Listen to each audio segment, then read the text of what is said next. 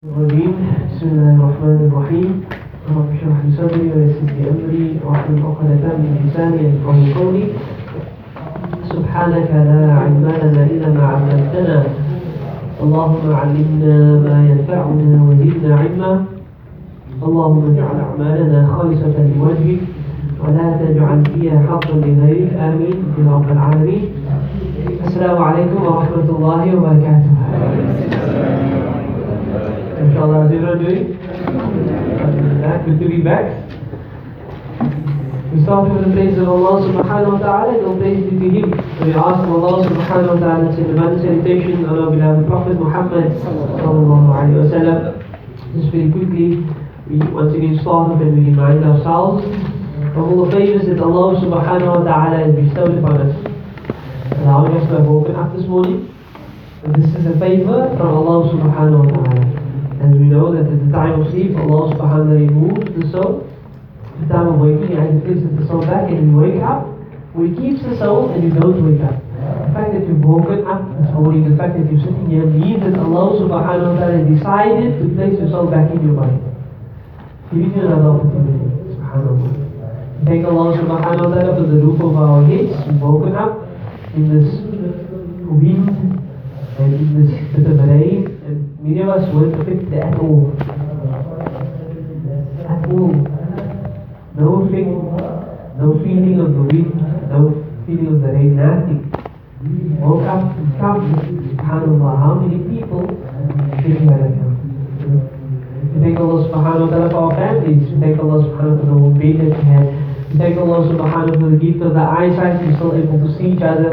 We're able to hear. We're able to speak the heart that beats. Without our permission, approximately 70 times a minute. Imagine you were responsible for your heart beating and you forget. When you forget, you get a quick heart attack, boom. Oh yes, my heart will remind you of the beat. Oh, Allah has taken that responsibility. So you can use your hands for better purpose. So we thank Allah subhanahu wa ta'ala for the gift of the Iman that He's granted us. So we thank Allah subhanahu wa ta'ala for the gift of Islam. And we say that beautiful dua that we wake up with, and we say this every day and every morning, and this was the sunnah of our beloved Prophet Muhammad sallallahu alaihi wasallam. Alhamdulillah, alladhi ahyana. And praise is due to the one that has granted us life. We wake up in the morning reminding ourselves that I'm only awake because the gift of Allah. Allah has gifted me to be awake. Ba'dama amatana, after He has taken us away, sleep is known as the minor day, wa ilayhi nushur, and to Him our return is may our return to Him be a beautiful one. So I'm doing Surah Kafirun today. And before we get into Surah Kafirun, I just want to give us a important reminder as to something to facilitate and assist us during this year, inshallah. And that is the keys to the heart. So the heart is such that Allah subhanahu wa ta'ala says in the Quran, أَفَلَا يَتَدَبَّرُونَ الْقُرْآنَ أَمْ عَلَى قُلُوبٍ أَقْفَالُهَا. Don't you ponder on the Quran, or it is your heart's lock, is the locks of the heart. So everyone, as you see here, will be affected differently, depending on the state of the heart. You can go from Surah Fatiha all the way to Surah Nas and nothing dead, nothing. Or you can hear Bismillah ar-Rahman ar-Rahim, Alhamdulillahi Rabbil Alameen, and that is enough. That breaks you. That causes your eyes to flow. That causes you to want to change your life. That's totally dependent on the state of our heart. Today I just want to discuss, inshallah, so that we can better receive the word of Allah subhanahu wa ta'ala. Prepare our hearts correctly, so that we can take maximum benefit. If we hear every Sunday and we're spending a little bit of extra time out of the class with the Quran, that the Quran is having positive effect on our lives, inshallah. Firstly, I want to remind ourselves of the virtue of what we are doing. And so Rasulullah says, Khayrukum. These are not just the words of Rasulullah. He didn't just say it because he wanted to inspire his companions and those that are going to follow afterwards. No, but rather, Allah subhanahu wa ta'ala says, وَمَا يَنْتِقُ عَنِ الْهَوَىٰ. He doesn't speak of his own accord. He doesn't speak because he feels like speaking. إِنْ هُوَ إِلَّا وَحْيٌ. It is only divine revelation, divine inspiration, yuha, that he's been inspired with. So these words, in actual fact, words that Allah subhanahu wa ta'ala, Rasulullah to say, khayrukum, the best of you, the elite of you, the elite in the eyes of Allah subhanahu wa ta'ala, man ta'allama al-Qur'ana wa 'allama, those who are learning the Qur'an, those who are teaching that. As you're sitting here, know that in the sight of Allah, according to the word of Rasulullah, you're the best of you. Number one. Number two, those who are going to endeavor to increase their time with the Quran, there is a great bounty that awaits you. You intend on putting a little bit more time extra for Quran, there is a great bounty that awaits you. Rasulullah says, Man shaghalahu al-Qur'ana, whoever busies himself with the Quran, وذكري and my remembrance, remember me, and mas'alati, such that he begins to ask of me. So he's busy, he needs to do his daily chores, his obligations, and in between that he gets a time and he sits with his Quran. Or while he's busy with daily chores, he's doing remembrance, he's making dhikr, he's allowing his time to be moist with dhikr of Allah. But as a result, he begins to ask of Allah, he's busy. He begins to ask, Ya Allah, my needs, Ya Allah, this. Rasulullah sallallahu alayhi wa sallam says, أَعْطَيْتُهُ أَفْضَلَ مَا أُعْتِ السَّائِلِينَ, that Allah subhanahu wa ta'ala gives this person better than the one that he's asking. There's another hadith that speaks about how Allah gets upset when a person doesn't ask, because as he independent, you don't need Allah. But in this case, you're so busy with Quran, when you get an opportunity, that you forget to ask of Allah, then He gives better. He gives this person better than the one that he's asking.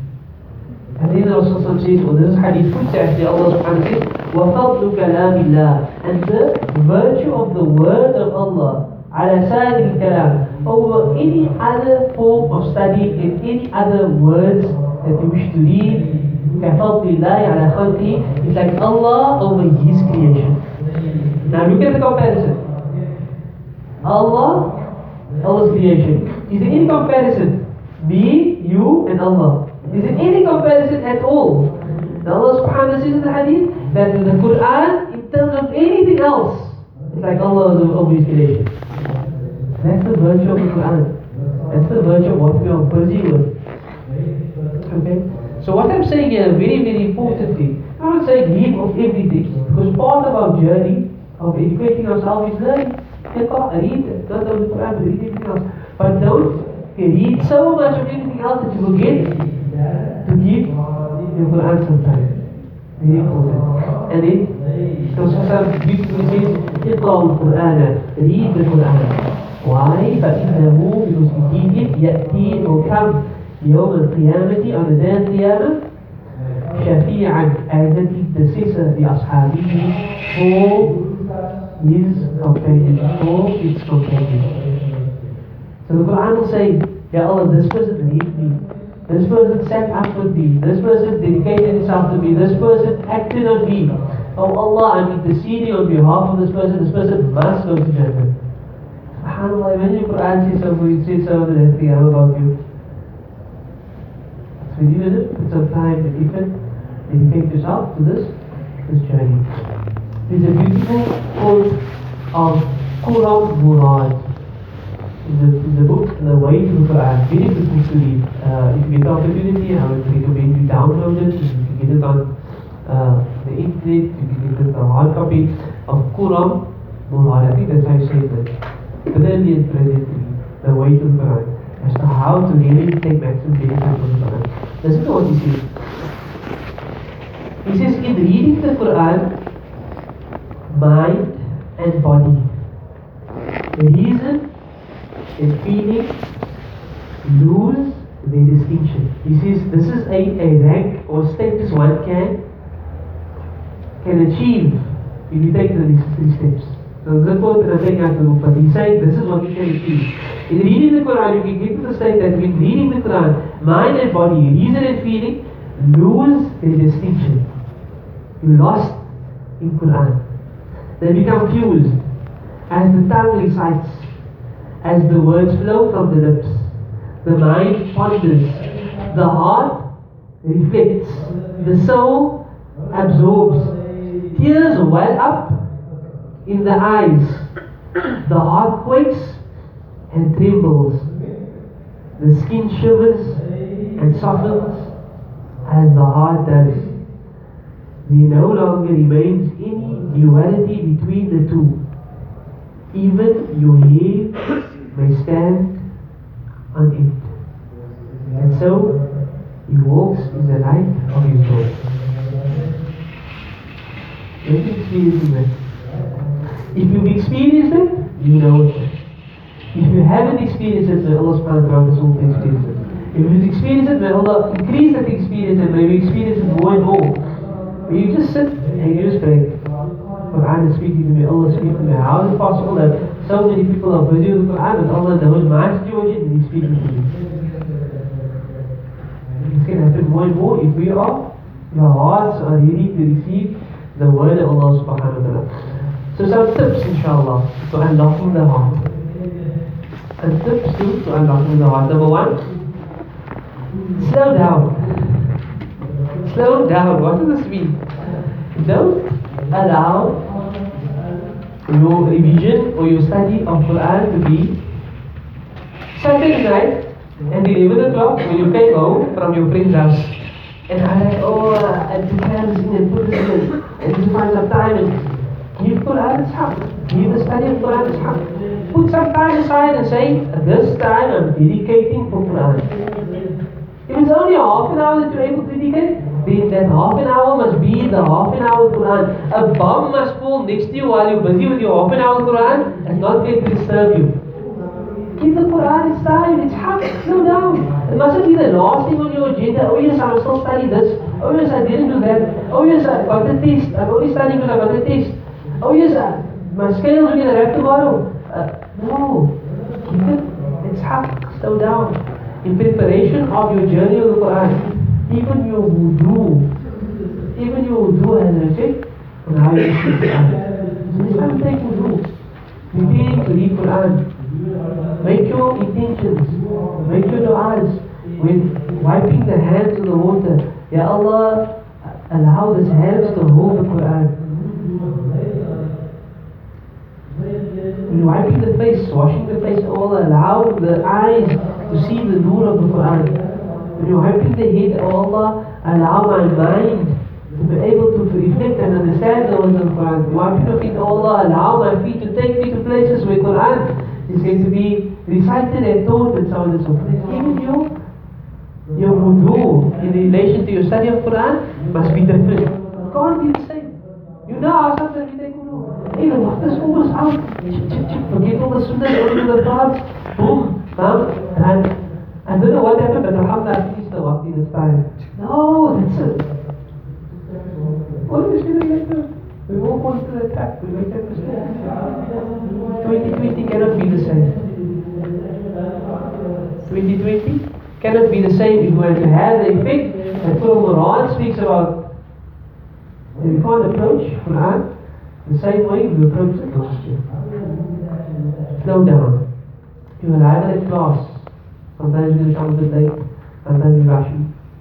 When you come here, put up a car, take a deep breath. Allahumma salli ala Sayyidina Mohamed, sit and prepare yourself. Now sometimes you do rush.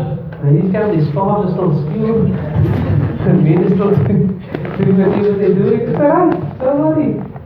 Take a breath, relax. Come to sit with the Quran. And very importantly, as I mentioned, sit with your books and give it its time. Number two, verbalize your intention to yourself and to Allah subhanahu wa ta'ala. Why am I here? Speak it until it becomes a reality. Ya Allah, I'm here for your sake. Ya Allah, I'm here to learn your book. Ya Allah, I'm here to be draw closer to you. Ya Allah, I'm here to draw closer to Rasulullah sallallahu alayhi wa sallam. Verbalize your intention. Remind yourself and remind and speak to Allah subhanahu wa ta'ala about that intention. And will solidify the objective of being here. We started out last year with 300 students in the first year class. You are currently about the sixth of your last year's class. Where do you live? Well, Khalid started out last year. Look next to you to the right, look next to the left. This person is most probably not going to be there. So the other thing, verbalize your intention, your niyyah statement, make sure that you will continue the journey The Quran. Very important. Number 3, be sincere. Be sincere. There's nothing worse than insincere intention. Be sincere in your action. Why am I here? Don't do this anymore. I'm not here to show this one, to show that one, and so on and so forth. No, be sincere. Number 5, purify the heart. The heart is something that rusts, that needs to be purified. So consistently make the intention that you're going to make some adhkar with the niyyah of purifying the heart. Subhanallah, alhamdulillah, Allahu Akbar. The heart must be cleansed to receive the word of Allah. Number 6, our actions. Our actions, our daily actions have an effect on the heart. Your obedience to Allah and your disobedience to Allah has an effect on the heart. When we sin, it affects the heart negatively. A black spot goes into the heart. You sin enough, the heart becomes blackened, and none of the fluid can penetrate the heart. The avenues to the heart are 4. The eyes, what you see. You see positives, it affects the heart positively. If you're looking at negatives, you're looking at haram, you see negatives, it affects the heart negatively. The ears is an avenue to the heart. The ears is an avenue to the heart. You listen to the positive, then listen to the positive, affects the heart. If you're consistently listening to negative, you listen to backbiting, scattering, and riba, then it's affecting the heart. Sometimes you're trying your best, but every time you go to so and so, the only thing that this person can speak about is the next person. And out of respect for this person, you can't tell them, please man, stop talking about so and so. You're scattering, you're backbiting, you're affecting my heart. So you come out there, your heart is zimza.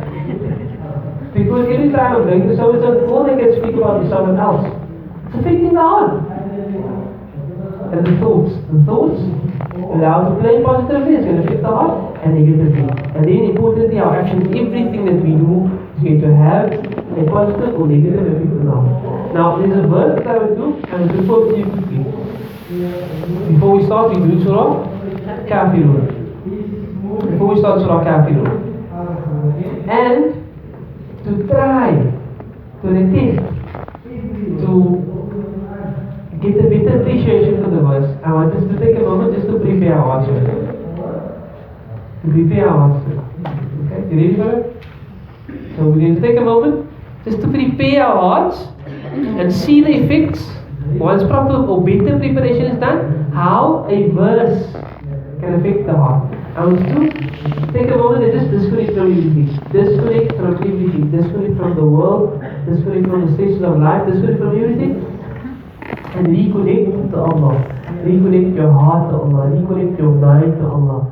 Just reconnect and focus on your connection with Allah subhanahu wa ta'ala.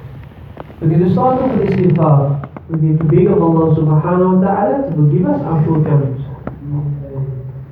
Now Allah, for the past month, 2 months, festive season, we've done things that were displeasing to you. Ya Allah, forgive us our shortcomings. We're going to say, disconnecting from everyone, everything, sincerely connecting to Allah and begging. We're going to say Astaghfirullah silently 10 times. Astaghfirullah, begging Allah to forgive you. Picture the heart and picture the negatives being removed.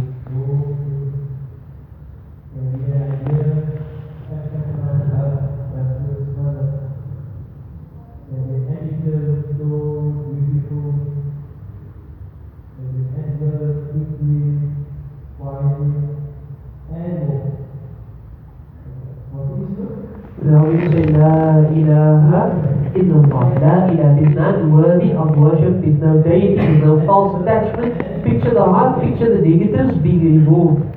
Picture whatever's causing you to deviate, whatever you're running after that you're not supposed to. Picture those negatives being uprooted. La ilaha is not worthy of worship. There's no false attachment, there's nothing causing me to deviate. And remove it. Illallah, except that Allah remains. Say this 3 times.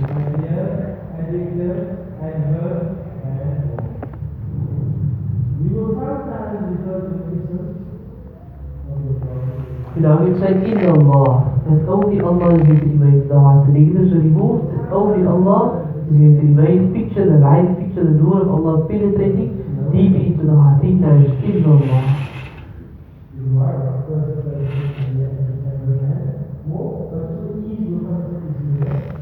Now we mention Allah subhanahu wa ta'ala and picture the residue.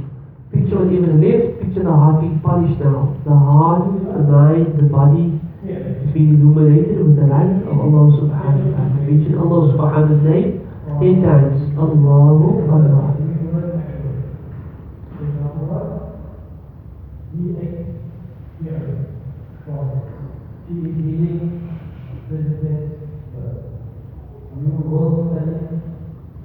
Now we do send salawat on our Prophet, and we ask Allah subhanahu wa ta'ala to allow our hearts to receive His word through the salawat. Allahumma salli ala Sayyidina Muhammad wa ala ali Sayyidina Muhammad. Okay, so we've attempted to prepare our hearts. The verse I wish to quote to you today, a verse that you've heard before. Allah subhanahu wa ta'ala says, ثم أورثنا الكتاب الذين اصطفينا من عبادنا. Then we specifically choose those who are going to be heirs, those who are going to inherit this particular book. And Allah subhanahu wa ta'ala uses this word istafa. The only time He uses it and elsewhere in the Quran is when He says, I specifically chosen the Anbiya. There's no Anbiya after Rasulullah sallallahu alaihi wasallam. And then He says, I specifically handpicking those who are going to be part and parcel of this journey of Quran. I'm handpicking them. But then Allah puts us into 3 categories. فَمِنْهُمْ ظَالِمٌ لِنَفْسِهِ. There are going to be those that have been given the opportunity. I've chosen them, but they're still going to wrong themselves. They're going to understand what's expected of them. They're going to read the words. They're going to know what to do, but they're going to choose a lifestyle contrary to what is expected of them. وَمِنْهُمْ مُقْتَصِدٌ. There are those that are going to be in between, balanced, sometimes the right, sometimes the left. وَمِنْهُمْ سَابِقٌ بِالْخَيْرَاتِ. And there are going to be those that are going to be the forerunners in good. So this verse, Allah subhanahu wa ta'ala says that I specifically chosen each and every one of you. You're not sitting here by coincidence. You're not sitting here because I decided I want to do and add because no. Allah has placed it in your heart and inspired you, and you've responded. Allah has chosen you. Out of the 300 people that were here last year, you're the few that remains. فَمِنْهُمْ ظَالِمٌ لِنَفْسِهِ. There will be those that can wrong themselves. They need to understand, they need to know what their lifestyle is contrary to the lifestyle of Quran. فَمِنْهُمْ مُقْتَصِدٌ وَمِنْهُمْ سَابِقٌ بِالْخَيْرَاتِ. ثم أورثنا الكتاب الذين اصطفينا من عبادنا فمنهم ظالم لنفسه فمنهم ظالم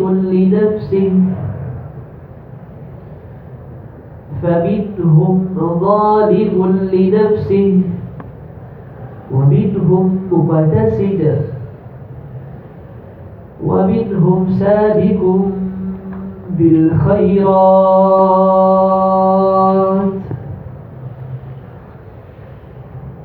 In our journey last year with the Quran, we were the first category, those who wronged ourselves. We ask Allah subhanahu wa ta'ala to forgive us our shortcomings. We thank Allah subhanahu wa ta'ala for the opportunity of bringing us here today again, the second chance of reconnecting to the Holy Quran. We make dua that Allah subhanahu wa ta'ala makes us of those that are going to be the forerunners in efforts regarding our Quran and our deen of Islam.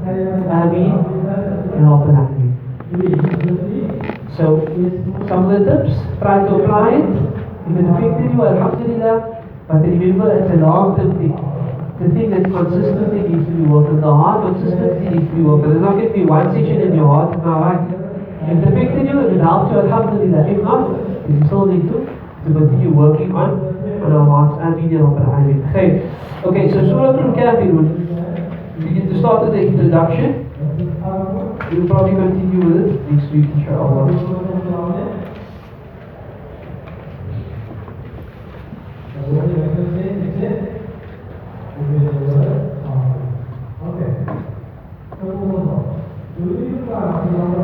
Okay, أعوذ بالله من الشيطان الرجيم. بسم الله الرحمن الرحيم. we seek protection by Allah subhanahu wa ta'ala from shaitan the curse. We start in the name of Allah, the most merciful, and especially merciful. Surah Al-Kafirun, from the word kafir, kafara. Kafara means to reject. To reject. Kafir is the ismul fa'il, the doer of the word. Ismul fa'il. So daraba, to hit. Darib, the one that is hitting. Darib, the hitter. Fataha, to open. Fatih, the opener. Kafara, to reject. Kafir, the one who is rejecting. Kafirun, it is the, you should remember these terms. What is it called if it has the ud on it? Oh, lastly. Jam. What kind of jam is it? Jam. There we go. The men answered before the ladies. That is unheard of now. In all my years of studying, the ladies are always like the top, so I'm worried now. Jam? Mu'annath? No, not Mu'annath. The other one, Jam Mudhakkar Salim. It is a Jam, it is a plural, that is masculine, and it is sound. So the word is a broken. This is what Una is added. So Kafirun, and if the al is added, the al is the, makes it definite, and makes it ma'rifah. Remember these concepts. Ma'rifah. So Al-Kafirun, the rejectors. The name of the surah is the rejectors. It means a Makkiyah surah. Makkiyah. What does Makkiyah mean? Before Hijrah. MashaAllah. Very good. Before Hijrah. Many people, when I ask what Makkiyah is and what Madaniyah is, they say it is revealed in Makkah, it was revealed in Medina. Not necessarily. Because after the Hijrah, there was a time that Rasulullah was in Makkah as well. The time they went to Hudaybiyah and it was sent back, and then there's a time of Fathu Makkah when they went on Hajj and so on and so forth. Those ayat, even though it was revealed in Makkah, it's called Madani because it was after the Hijrah. Okay, so whenever I ask, what does Makki mean or Makkiyah? It means before the Hijrah. And Madaniyah means after the Hijrah. So it's quite a powerful surah. Short surah, the surah repeats itself, some of the verses repeat itself, but it's very, very powerful. Rasulullah sallallahu alayhi wa sallam in the Makkah period, in the initial stages, says there were very few Muslims. As things grew, more people became Muslims. The Quraysh didn't have it anymore. So what they did was they saw the Muslims are starting to grow, and they started offering Rasulullah sallallahu alayhi wa sallam certain positions, certain ranks. They would say, Mohamed, they didn't recognize him as a messenger at the time. You know, whatever you want, we'll give you. You want to be the richest man amongst us? We'll all come together and we'll put our wealth together and we'll make you the richest. You want the most beautiful woman? We'll marry you to all our most beautiful women, our daughters, whatever the case may be. You can have that. You want status? We'll give you status. But all we want in return is that you don't speak against our gods. Like he's saying, don't worship many gods, worship one God, but God Allah. Don't say that. Don't say these types of things. Or at least, be silent about it. What happened was on various different occasions they came to Rasulullah sallallahu alayhi wa sallam, and Rasulullah didn't respond, he just kept quiet. Until after enough time, Allah subhanahu wa ta'ala said this as a definite answer. Another occasion they said, we signed a deal with you. We're willing to believe in your God. But what we'll do is, one year we believe in your God, and the next year you believe in our God. So to a certain degree, in that 1 year, you can hopefully convince them to stay on this path, and we don't go that path even. We have 1 year to work on them. Isn't that a good deal? For an entire year, you shall believe us now, we pump you with Iman, and it comes to the end of the day, you're not going to want us to go on to the other side. That's a good deal. A good deal. Right? What's the one? The other part. The other part. Okay, the other part. Then the virtue of the Quran is so important to read. That Rasulullah said for every Fajr Salah, for his Sunnah Salah, he will recite Fatiha and Surah Al-Kafirun, the second Makkah, Fatiha and Qul Huwallahu Ahad, based on this reading. And for Maghrib, in his Sunnah, he will recite after the after the Fatiha, قل يا أيها الكافرون, in the second rak'ah, after Fatiha, قل هو الله أحد. And Rasulullah says, read this when you go sleep at night, and it will be a means of saving you from shirk, from any association of partners. So we see the virtue of the Quran. So after all this, bartering and trying to convince Rasulullah, we'll do this for you, we'll give you that, everything. 1 year we'll be believers. We'll accept Islam. The response that came down was, Bismillahirrahmanirrahim, Qul means say. Say to them, O Muhammad sallallahu alayhi wa sallam, Qala yakulu, this word comes in the command for Mr. Amr. Qul, say to them. Listen to the response. They were saying, we'll believe, we believers, we accept. Qul ya ayyuha, O al-kafirun, O those who have rejected.